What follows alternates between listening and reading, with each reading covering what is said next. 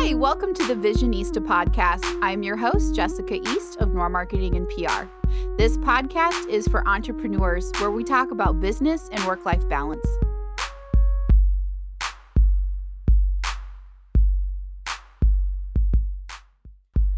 Good morning. Welcome to the Visionista podcast.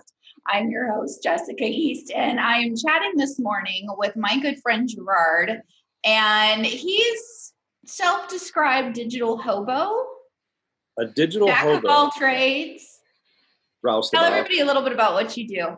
Oh God. Well, I brand myself pretty much as a digital hobo, and a lot of that is kind of an umbrella, just basically for like smaller, medium-sized businesses. There's so much information, so much choice out there in the internet that when they Google and say, I need marketing services, or I need help with my WordPress thing, I need a logo, whatever. They Google this and they just get a million listings, and they give up. They're like, I don't know where to go, so I'm just going to continue on with the clip art logo that I've had for a century. And it really all started, with the digital hobo thing. Kind of started off as a joke, probably 15 years ago when a friend of mine just kind of threw up his hands and goes, "Where do people go for this stuff?" And it's like, well, you found me. And so it's a lot of... Were you insulted? No, I wasn't insulted because I knew what his question was. His question was, where do people go? I mean, it's how do you find people to do all this stuff, and what do people do? And part of it is, it's like buying a house where you have a roof, then you have plumbing, then you have electrical, then you have sheetrock, then you have yard work, then you have appliances. The list goes on and on and on. And after you've owned the home for like 30 some years, you finally have this long list, like a Miranda Priestly list of people that you know and trust and who will come with you, and who haven't screwed you over and who won't fast talk you into something that you don't need. So if like say your drain is backing up, the plumber isn't going to go, "Oh, you need an entire replacement." The plumber that you trust is going to go, "Oh, let me snake this one little bit and you'll be fine." And you know what? You're fine. And he charged you $12 because he knows that the trust is worth more than the immediate sale he's going to get, soaking you for 10 grand to replace your main drain. Mm-hmm. And then you're going to be pissed off at him for the rest of your life because that's not what you needed. And you're also going to tell everybody in the neighborhood. So, so it's building the Miranda Priestly list out of The Devil Wears Prada. Just a little poking in my brain here and what I watch, my downtime. I mean, I'm down with that. I also enjoy that movie, so that works. This is why we're friends. But you have this small list of folks, and part of what happens with the business needs to be online. They need a website, then they need social, then they need marketing, then they need it's all these little things. But no one company has not the ability, but the willingness now to do any of this stuff, or all of this stuff. And so even if you're not the person to do it, people who are. And so the digital hobo kind of came off as a joke, like, well, I'm a digital hobo because I do a lot of these little things. So I'm a graphic designer who can also code, who can design websites and do full stack stuff. Plus I got sales, marketing. So it really became... The branding kind of started off as a joke, but then it started, I started a joke that got the whole world laughing or crying. It's a old BG song. Anyway, that's really the kind of the backstory for the digital hobo. Okay. If that makes any sense. I mean, anyone who looks at my resume CV, they're scratching their head, what does this guy do? Because there's no clear career path. Like a digital hobo. Well, I will put links at the bottom of this page to Gerard LinkedIn page. Sure, LinkedIn's a good front door. LinkedIn is a good front door, and I think, and you've also actually hit on a point where people can't find the front door for anything anymore. I mean, if you need, like, say, CRM stuff. You go to Google CRMs and you go to all these companies. You don't need to go, 2 or 3 in to figure out. You're scratching your head a lot of these companies' websites. You go, what do these people do? I want this service, but they're selling me all these solutions and they're selling to help people. And And it's like, it really works along with our soccer tournament stuff, where if you go to Tourney Central, every single one of our tournaments, teams need to do one thing. You go to the site, they need to apply, they need to find the scores, they need to find the standings. That's it. And immediately from our front door, we build stuff that says you can get what you need from one click away. And if you're not there, you're just mucking things up. Mm-hmm. Well, and I know you had a big part in all that stuff, having someone who can intentionally help you make it easy for the user. Like, user experience is a thing, and Right. somebody who can understand that and say, okay, if someone is using this on their mobile device, what's it going to be like for them? Is it going to be easy for them? Because the last thing you want to do is lose a customer or potential customer because they get frustrated trying to find the information that they are trying to figure out, or they can't find it at all. So then they go to somebody else's site and it's right there and they get their questions answered, and then they end up working with one of your competitors. So, having somebody who can do some user experience and make sure it's a good one for whatever you're doing is a really good idea. Yeah. One of the things I wanted to talk about today was kind of LinkedIn. So it's fitting that I'm sending people over to your LinkedIn profile. Okay. We've talked before about connecting with people. We just mentioned intentional user experience. Is there, I guess, any, should you be intentional when you're on LinkedIn?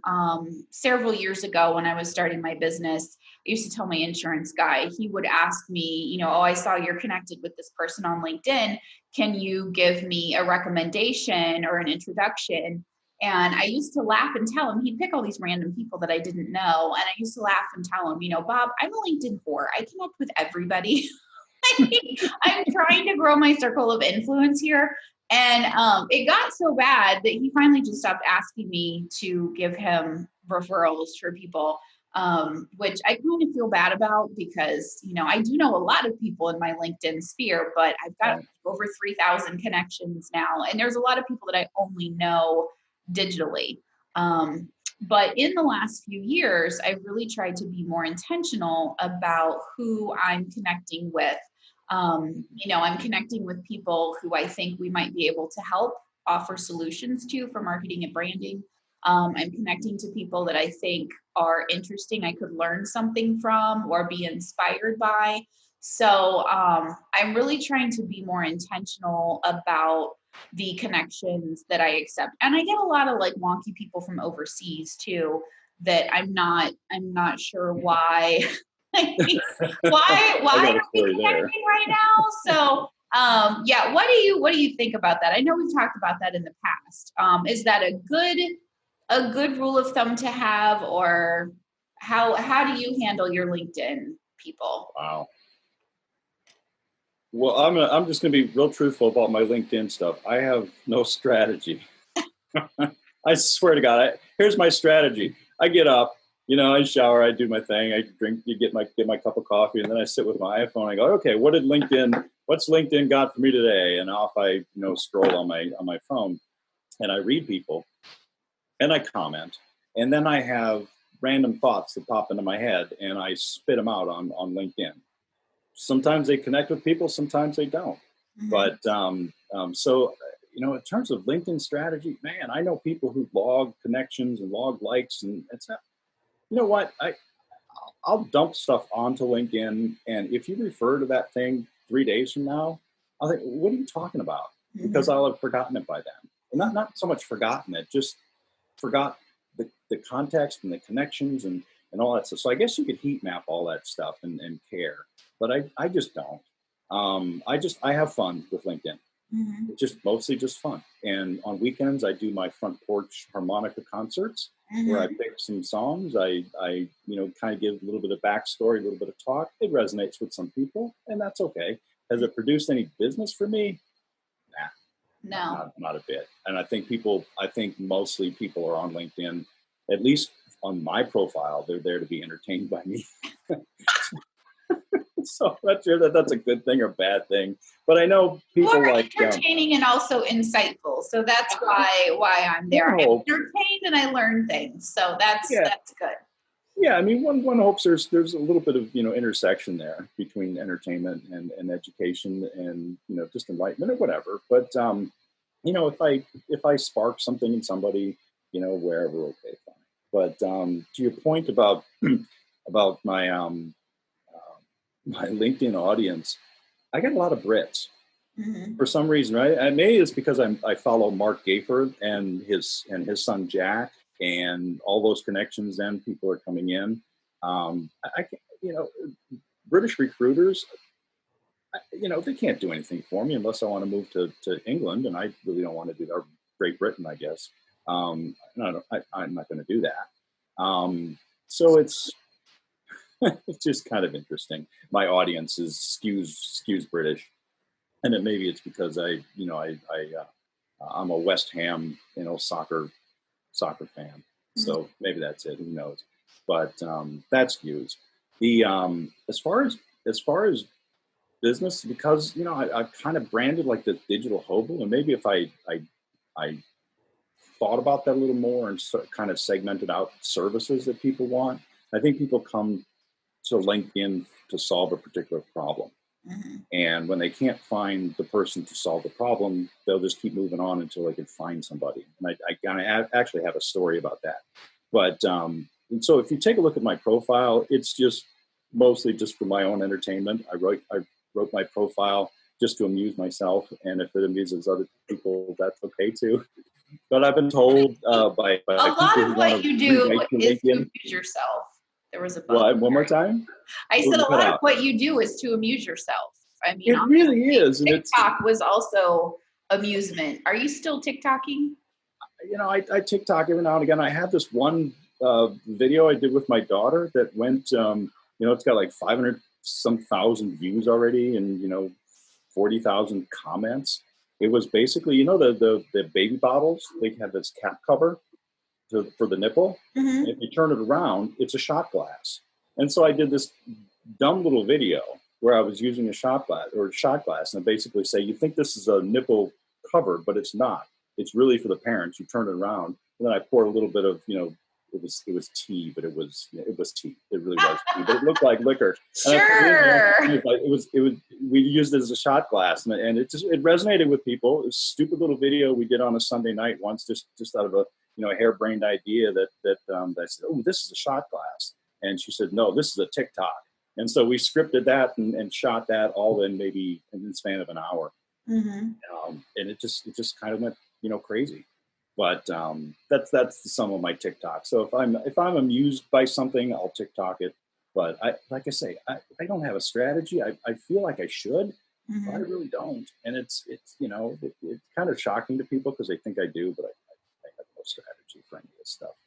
Um, but it was funny because I needed some software rewritten for an upgrade, and I was struggling with it. And I figured, why don't I just pay somebody to do this, and I'll learn from what they do, and it'll be okay.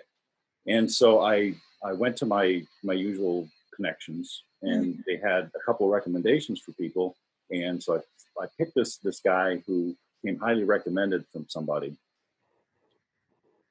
I gave him, the SQL schema, the script, everything, and just, I laid it out saying, here's what I need done. Don't touch this block of code because this works. Just make sure the connections are okay. And he took it. He gave me a quote, and I thought that's a little high, but I can work with that. I'll learn something from it. Maybe it's just the cost of tuition. And he did it, and then he starts changing all my variables and and all these things were interconnected with other code. I mean, Oh the no. software that runs the soccer tournament stuff is easily 800 some thousand lines of code. And for me to go through, just because you want to change 10 variables, for me to go through 800,000 lines of code and make sure it's all consistent, that's a lot of time. Yeah. And so he did that, and then he was sloppy with his naming conventions. He was sloppy with his connections. I think I can still work with this, and eventually I kind of, you know what, I can't. I've spent 16 hours on a weekend trying to make his stuff work with my stuff, Yeah. and stuff that he really intentionally. I told him simply don't touch. And I thought, why am I doing this? I'm the customer. Why? And so I basically sent him a terse email saying, this isn't going to work. Just invoice me for what you've done. He invoiced me for the entire amount. That's like, screw you. I paid it. I'm done, but I'll never work with him again. And I'll never take a recommendation from that person ever. Did you follow up with that person and tell them that you had a really bad experience with that person? I'm struggling with that. I hate being a jerk. I think it's important, though. I think it's important.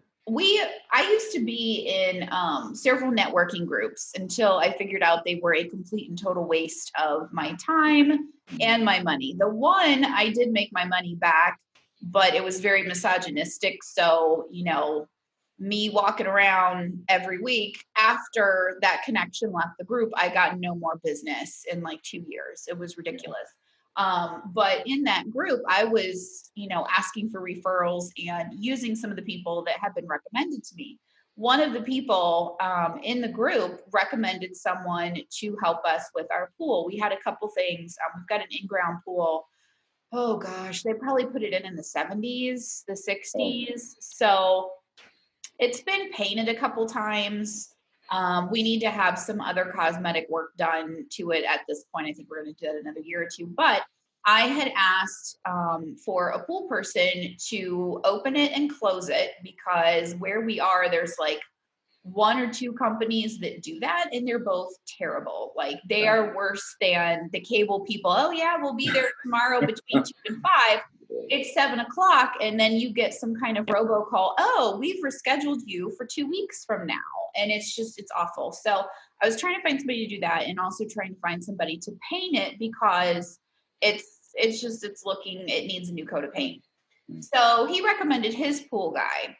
The guy does his pool and his sister's pool, cleans it, maintains it, balances all the chemicals, blah, blah. He pays him weekly and trusts this man to go to his house and just do these things. So the guy set an appointment with me, and the appointment time comes and goes. And I had made sure my husband was home, because I don't really care. I just want it to be done. Like, he's the one who's going to talk about the pump and the electric and all this other nonsense. I don't care. Just make it work.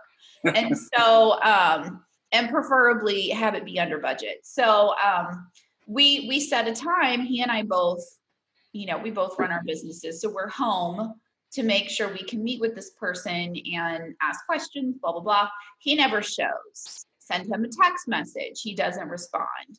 And so the next day we were out at soccer, and this man shows up to our house, and he's got 1 or 2 of his cohorts with him.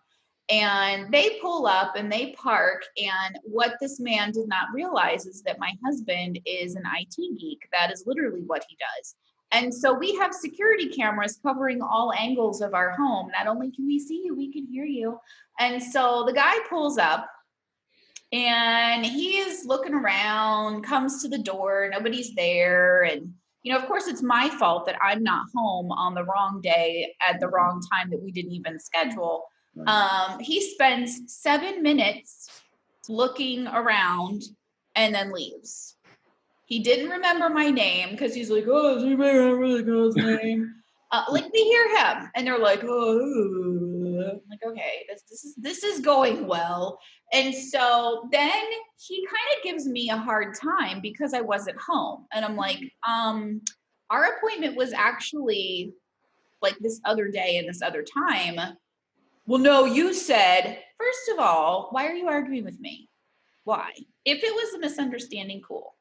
Right. Why are you arguing with me? Exactly. Yeah. And then he tried to tell me that he spent 30 minutes at my house, like thoroughly taking a look at the pool and everything that needed to be done, when I have him on camera for 7 minutes. 7 minutes is the time he walked into the cameras, like first camera's line of sight, and then left the line of sight. So I understand, like, if you're someplace, let's say 22 minutes, and you're like, yeah, I was there for half an hour. Okay, not quite, but almost. 7 minutes now is 30 minutes. And he quoted me double what we were expecting and what we had already kind of quoted with some other people. And so I told the person who had referred this man to me, I was like, because he asked, "Oh, how'd that go?" I'm like, "Well, it didn't. Let me tell you what happened. Here are my concerns." And for what I just said, I'm like, I'm a little concerned about this price that he gave me. If he's going to lie to me and tack on, 20 extra minutes to the time he was there assessing the problem, how do I know he's not going to do that with the cost or the time he's actually worked, to actually do the work if we hired him to do it? And I said, you said that you let him just come and go to your house. If you're paying him by the hour, you might want to check on that, because if you lie about the little things, you lie about the big things. Like that's really important to me. And I don't deal with fibbers. And Yeah, what's that Latin phrase that lawyers like to quote? Say, false in one thing, false in everything. I don't It's a Latin know. I phrase. feel like that's a Google search now. It is, but yeah, it's it's also whatever. But my Latin fails me when I most need it. My Latin fails me. But there is a phrase in Latin that says basically it's if you lie in the small things, you'll lie in the large things. So. But I did let him know. He got really irritated with me, and I'm like, listen, I don't fault you. You didn't know he was like this. I'm telling you so that I'm not using him and why. It's not just like, screw you. And I'm also letting he seems to be pretty dishonest. Even if he's really good at what he does, he might be screwing you and your sister over and you might not realize it. So it was one of those like bite the messenger kind of things, but I'm brutally honest with things. And I'm like, I don't want that like hanging over me when I talk to this guy. Like, yeah, your pool man is a total asshat. Like, this is super. So I do tell people. And I had an issue with the company that painted my office that you see behind me. And I was really honest with the building people that brought this company on, and I'm like, this is terrible, and all the excuses and all the issues that we had. And I don't know if they cared or not. We ended up having to bring in another company to fix the mess that was left. And I was able to bring in that company. But, I think it's important, if you're going to make recommendations, to know that that person can do a good job so that they don't look bad. And then if somebody tells you, this recommendation you made, it wasn't so great, if it's somebody and it seems like really out of character for them, maybe follow up and be like, hey, what was going on? I heard this didn't go well. If it's somebody that you don't know very well, because a lot of people do that. They're like, well, I've never used this person, but I know that they can do the work. Then maybe take them off your Miranda list so that you're not referring them to other people. So I think there's a lot of reasons. The Miranda list. I love that. Yeah, I'm going to make a Miranda list. I'm going to add that to my website, and I'll put you should add that. I should. I love that. I love it. I do have a list of women-owned businesses on my website, like other local women-owned businesses, because, I like to support other chicas who are out there doing their thing. So I do have that. Yeah. I mean, two things with the recommendation is, one, I was very angry, and what I don't ever want to do is send out an email or send out just anything out of anger. And I'm still pretty angry about the whole thing. So I'm still working through that. It's been a couple months, and I'm just. Oh, so this is recent. Yeah, pretty recent. So I don't want my response to come out of a place of anger. The second is, there was so many little things he did right that rolled up, or I'm sorry, there's so many little things he did wrong that rolled up to an unusable product that he produced. So it's like, do I want to spend the time reiterating and just kind of itemizing what went wrong with this thing? And it's like more time. I already spent 17 hours trying to make this stuff work. Do I want to spend another 3 or 4 hours, trying to, and part of me is like, oh, no, I don't. Just let it go. It's gone. I would never use him again. I'm sure he'll contact me at some point when he's looking for work. And then at that point, I might let him know that I would never under any circumstance use him, and here's why. And perhaps he has no clue how bad he is. And that's Well, it okay. sounds like But he wasn't bad. Like he didn't know how to do the work. He just didn't listen. he didn't listen to Gave him, requirements. It's when people, it's like when a designer reads the brief and says, well, this is what the client wants, I'm going to do it my way. And this is why I don't contract out graphic design. I quit doing that, because one after the other, you get designers who would produce work that just didn't line up with your brief. And it's like, I get it. A lot of clients don't know what they want until they see it. I get that. I'm not one of those clients. I'm doing it because it's the product that I'm looking to have produced is a little beyond my technical ability or my vision, or I don't have the time to do it. But those sorts of things. Those are the reasons why I would contract with a graphic designer to do anything. But I just quit doing it because there's so many graphic designers out there that don't read the brief. There's so many programmers out there who don't read the brief, or more commonly is they'll read the brief and they'll do exactly what you said. Yeah. It's like, I'm paying you to maybe, take a look at the brief and go, have you considered this one logic flaw? Like, oh, that's cool. Thanks. You're worth every penny I'm paying you. But if they do just everything in there that says, well, you outline this is exactly what you want, and it doesn't work, it's like, well, you're the expert. You should have picked that out, that I failed to see that logic flaw. But in this particular instance, I knew exactly what I wanted. I knew exactly where it needed to go. I just didn't have the technical skill to put it into syntax. Yeah. But you know what? What I did is I did what I should have done to begin with, what my heart told me I should have done.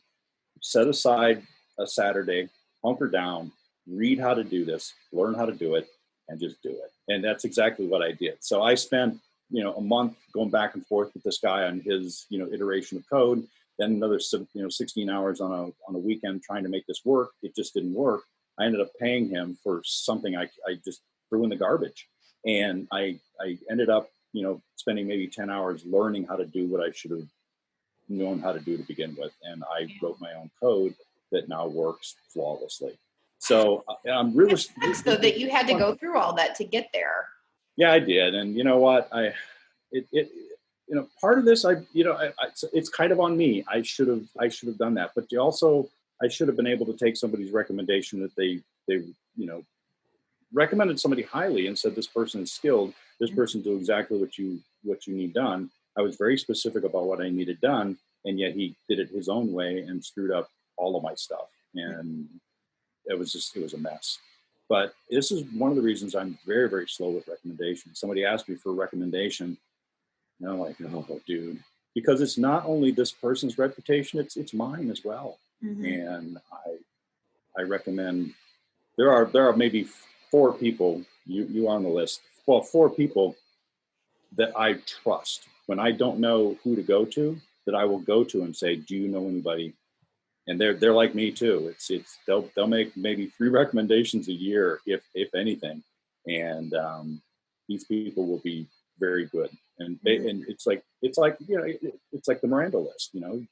These people you can trust implicitly. These people you can trust to the point where when you go to the magazine publisher and say, if you fire me, these people will follow, and in your heart, in your gut, in your soul, that these people will follow you to the end. Those people are rare. They're really rare. No, I appreciate that I'm on your list. You actually have sent some really cool people my way that I still chat with. They've kind of clients turned into acquaintances, turned into friends. So that's been fun. So talking about LinkedIn and the recommendations, people ask a lot of business related questions on LinkedIn. Some of them are personal, what do you think, like review type thing. What do you think about this person, this product? I'm thinking about going to this seminar. Was it useful for you, or joining this group? I just had a conversation with a lady about joining. I don't remember. It's an acronym with many letters. But it's a women's group. It's a women's business group. And I asked her, what has your experience been with this? Because I'm coming off of 2 business groups that I paid a lot of money for, The one I made my money back, but had a really terrible experience. The other one cost a lot less. I didn't even make back like a quarter of my money. Like it was just a total. And then by the time you count your time going to the meetings and trying to nurture relationships, drive time, all that other stuff, it just was money and time totally down the drain. And so I reached out to her. She had posted something about this group, and I reached out to her and I said, "Oh, this sounds really interesting. What's your experience been?" I didn't know her other than she's a connection of mine. And we had a brief exchange. She said, this has been a really good investment in myself and my business. And I definitely encourage you to join. She mentioned like a monthly or a quarterly lunch meeting or something that they do, and said, absolutely do this. This is the best thing. So we had a brief exchange. I think each of us probably only spent 5 or 10 minutes on it. Which is fine if you only get a handful of those a week or a month. If you're getting those, a handful every hour, I could see where you wouldn't be able to keep up with them. And then, what do you think about making conversations with people about things like that? Like, is that helpful or is that annoying? In my case, it was super helpful. I could see how if you had many people asking you many questions, that could get very frustrating. Well, the thing that kind of popped in my head when you started with this is the dream for these social networks and blogs and things is to basically be able to kind of dump out the information. Here's what I know. Here's what I'm willing to share for free to the world. Here's basically I'm not doing this for my health. I'm doing it to try to educate folks. When I give advice on something, which I rarely do, but I'll couch that kind of into a blog post of here's my personal experience with this, and and if people get the point, that's great. If they don't, that's fine too. If they're entertained, I'm okay with that. But the dream of like blog posts and FAQ things and like LinkedIn is to be able to share this stuff so that people don't call or don't ask you questions that are easily Googleable or easily looked at, through your blog post. So for instance, everything that you want to know about running a soccer tournament is published on tourneycentral.com. Absolutely, absolutely everything. From step 1 to 2 to 3 to 5, everything. You want to run a soccer tournament? Go to tourneycentral.com. Everything's there. It's amazing how many people would ask me basic questions that I wrote 400, 500, 600 words on, 1,200 word article on something. I'm not your Google. This is why I invest a lot of that energy into LinkedIn, into blog posts, just to not get these recurring questions. The answer is never going to be different. This is the way things are. This is the way things are going to be. It's amazing how many people come to me and ask me these basic questions. So I'm not really sure that we're solving any of these things. And here's the one thing, and the one thing that kind of occurred to me when you were starting about people asking you advice. 2012, I set up this publishing imprint called Shark Tooth Press. This year with this COVID-19, it's like, okay, we need to find some way of generating a little more revenue that doesn't involve on-site events. And so me and another author that I've known for 20 years, we started really kind of hard into Shark Tooth Press. And one of the things that I'm finding out about book publishing is people want to write a book, but they also want to do it the way they want to do it. Mm-hmm. And every author wants to do it differently. And it's like, I've scrolled down through my LinkedIn. One of my more smartass posts was, look, here are the steps to publishing a book. Boom, boom, boom, boom, boom, boom. You already know everything you need to know about publishing a book. You just need to find somebody that you trust and that can bring you along the process and guide you through this process and knows things like what Onyx is, what BISAC means, all these sort of things. Why do you want to be on KDP versus Ingram? All of these things and what it means for book sales. No, that's wrong.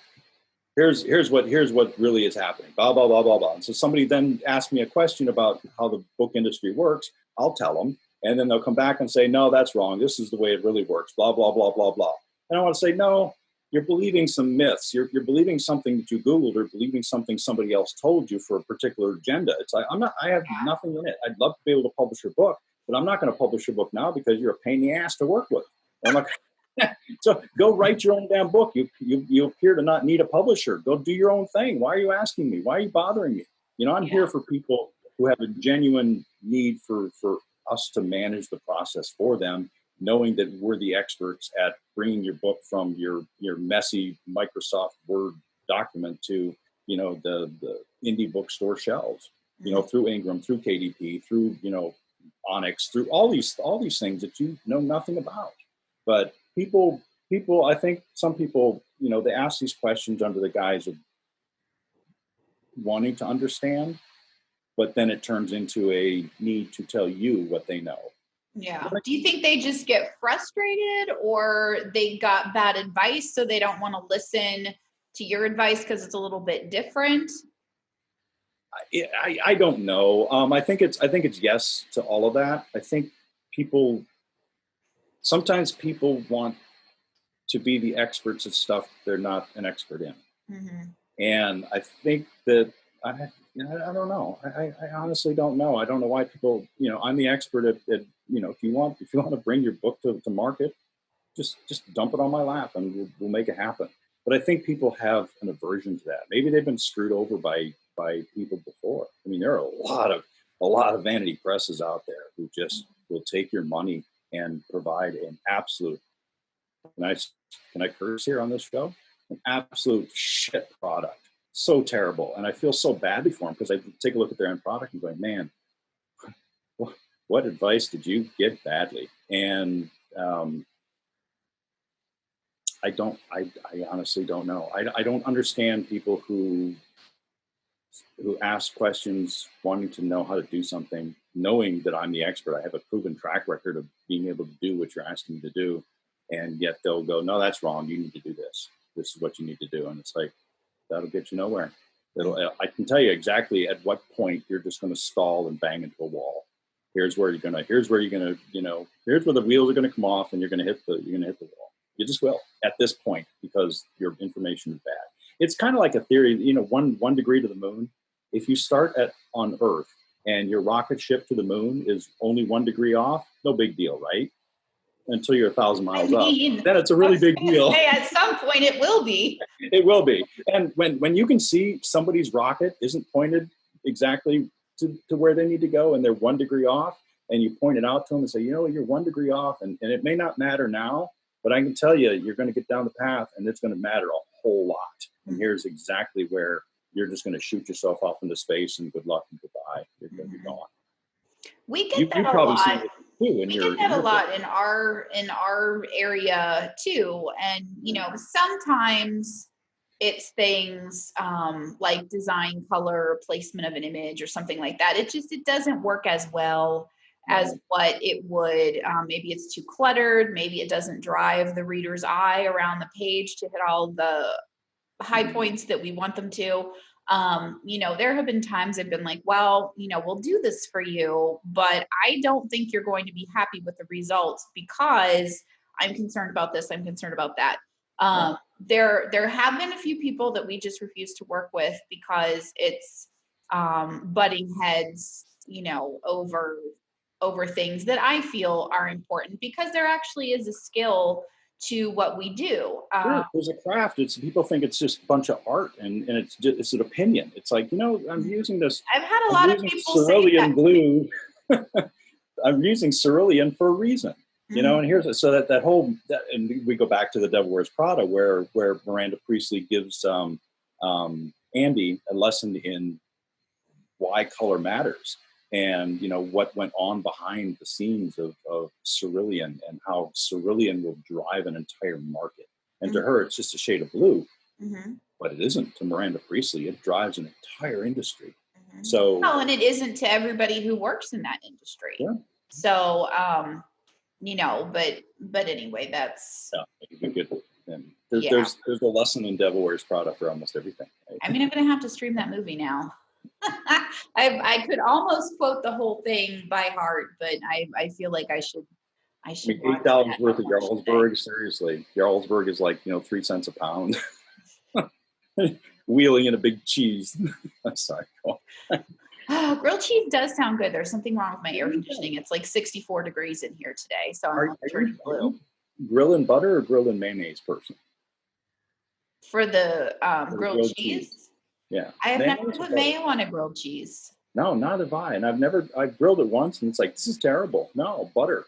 You get some high quality Danish butter and Where do you put the mayo? Like on the outside like it's a butter, or on the inside like it's a condiment?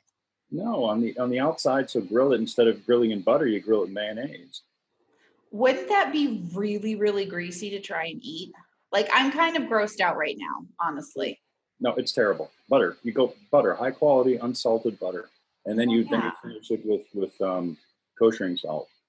But grilled cheese, I have very strong opinions on grilled cheese. It should be bread, the choice of bread, the choice of cheese, and seasoning. That's it. If you're putting anything else like shredded pork or onion or whatever in your grilled cheese, you're not making a grilled cheese. You're just making a different sandwich. Yeah, that's a crazy hipster sandwich with cheese.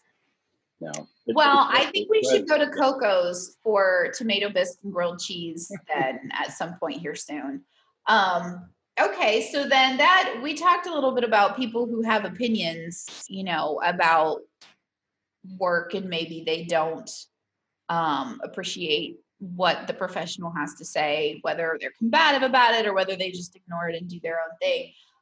What about people who ask you very big, detailed questions, and for free, like it's just an aside, like, hey, what'd you have for lunch today? What do you like on your grilled cheese? But it's a whole lot more in depth with that. Honestly, that's kind of why I started writing. I'm a guest writer for Brains magazine, and then also I do these podcasts, and that was kind of what led me to do that. You said you write things and put them out there so that you're answering the same question for people.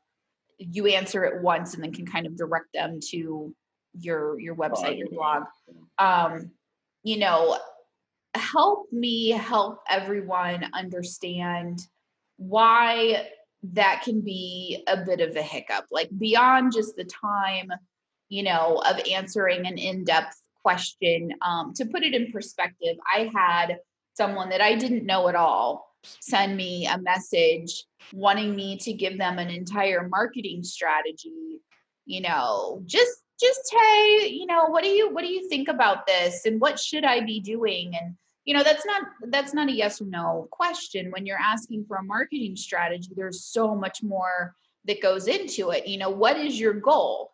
Well, I want to sell more widgets. Well, okay, who's your client? Who are you already selling to? Where are the pockets that you would like to, like, there's so much more. It's not a yes or no question. And I think it's important. Like, I don't think he meant to be an asshole.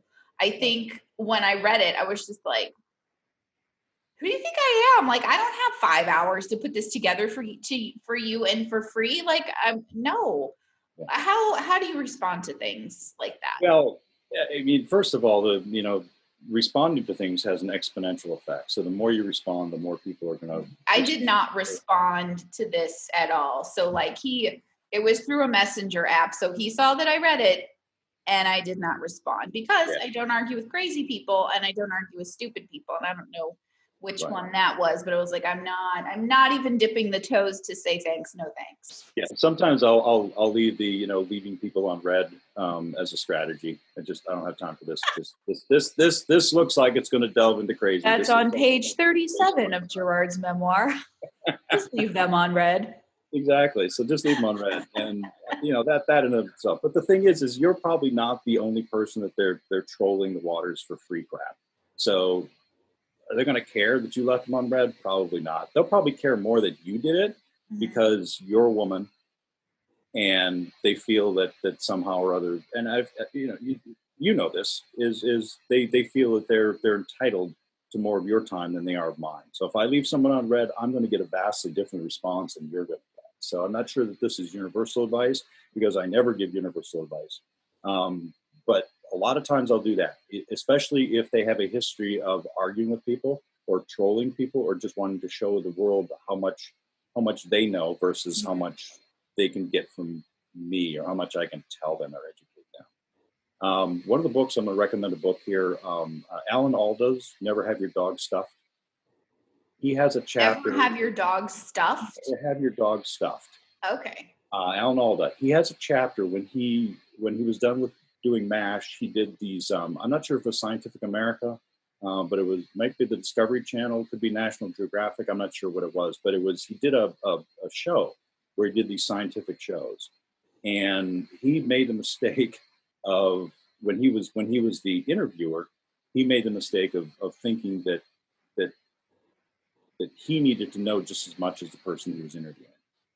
And so his first couple of shows went absolutely terribly, because people who knew more than he would just shut down.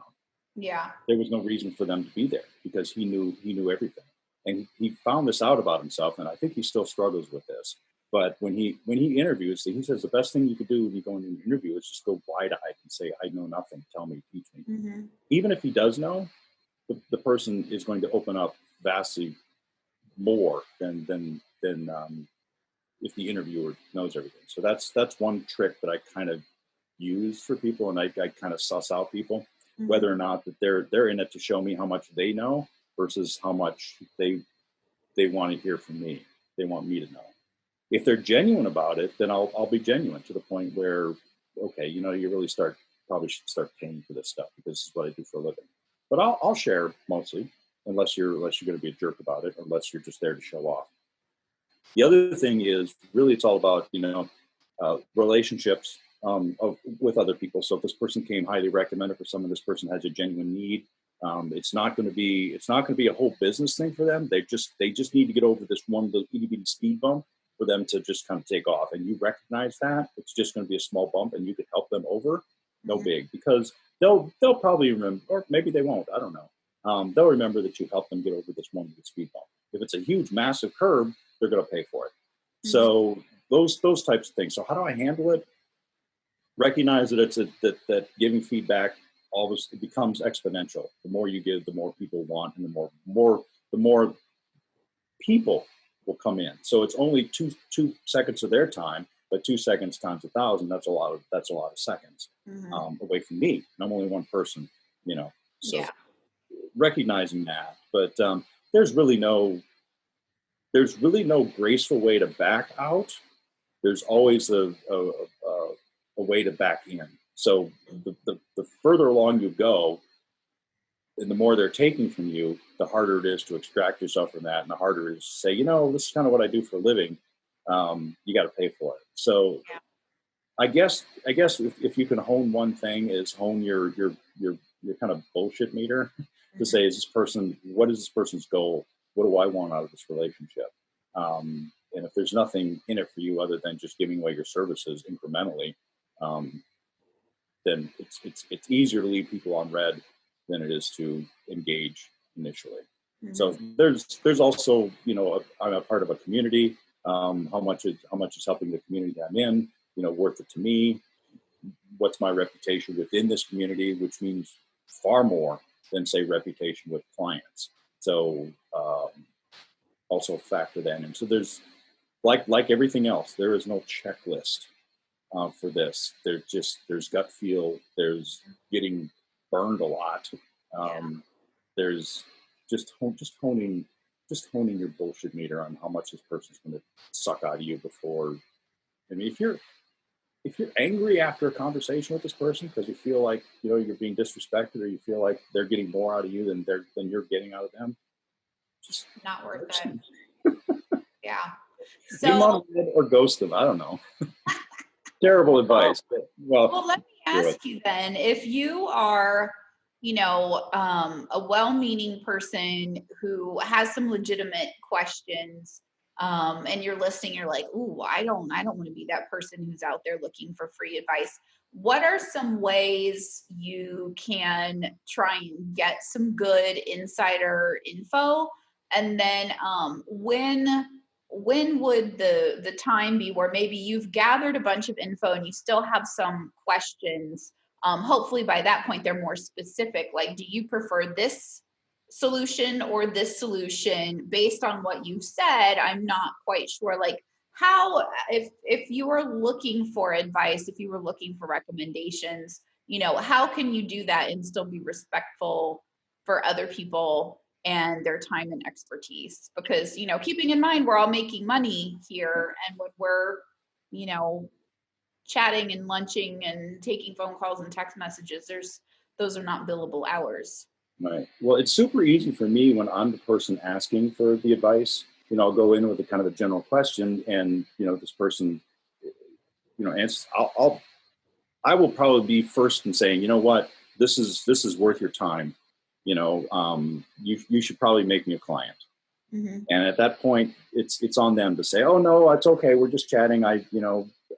It's fine, or they'll quote me something.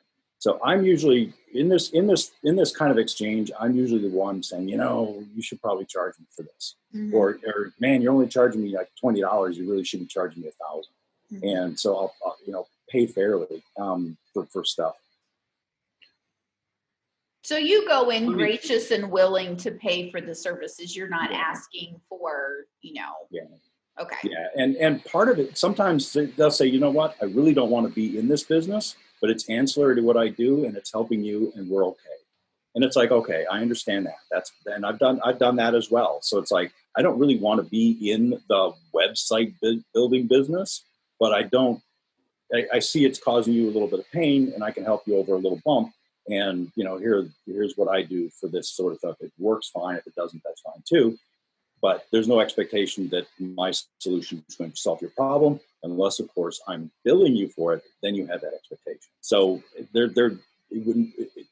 a lot of times I'll get asked questions for things I don't really want to be in that business, and so it's not a big deal for me to answer these questions as long as that person who's asking me doesn't try dragging me into that business. Mm-hmm. Does that make sense? For kind of. Yeah. I get asked to build websites a lot, and it's like, I don't want to be in that business because I don't want to be in the business of building websites for $3.99, $400 or whatever. And I think that's the expectation a lot of people have because they've asked around, and the website they want to build is $10,000, $20,000. They don't want to pay $10,000, $20,000. They want to pay $400, and they've heard from someplace that websites are free, and Squarespace you can just click and drag and drop, and your website is magically built because they're watching TV and those are the commercials. And it's like, mm-hmm. No, it's not that easy. Mm-hmm. And so I think they have some false expectations of what things are, how valuable things are. Mm-hmm. And if I can help them through that, but I'm not going to do it for them. Mm-hmm. No, that's a good point. Especially if it's not a business I don't want to be in, then I'll tell them right away and say, this is really not the business I'm in, but if this helps, here's my advice on that. Mm-hmm. Generally, that kind of, steers the conversation a different way, because then they understand that what they're getting from me, is never going to be billable stuff, and it's never going to be in depth, and I'm never going to actually come in and do it for them. Mm-hmm. They're just getting free off the top of my head advice and stuff I've learned along the way, but I'm not going to be in that business. Cool. All right. So if you had to wrap up our conversation in 2 sentences, talking about, advice and LinkedIn and how to use it well, how to use it to grow your network, to learn things, to help other people learn things, what thought would you leave with everyone? With LinkedIn, really have a strategy. And with LinkedIn, people are looking for very specific solutions to very specific problems. So if you're using LinkedIn to generate business, be specific about what you do. Mm-hmm. Because if people can't figure out what you do in 3 seconds, they're not going to stop on you. Mm-hmm. But understand also, LinkedIn has a very different agenda than you do. And LinkedIn is just there to keep more eyeballs on on their space where you use LinkedIn to find business or entertain people. So know why you're there. Most people have no clue. On LinkedIn, they have no clue that why they're there. They just know they need to be there. Mm-hmm. But have a plan. Be very specific in LinkedIn. Don't be shy about being specific. People need to find the front door quickly to what you do, if that's your goal. Awesome. Awesome. Well, thank you for chatting today. This has been the Visionista podcast.